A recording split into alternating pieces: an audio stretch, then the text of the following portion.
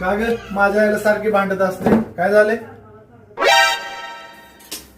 मी कुठं काय करते तेव्हा त्याच येतात मला भांडायला सारखं किरकिर करायला माझ्या भोवती.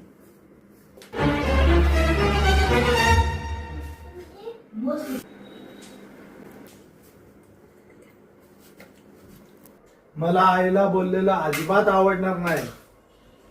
अहो पण मी काय बोलत नाही.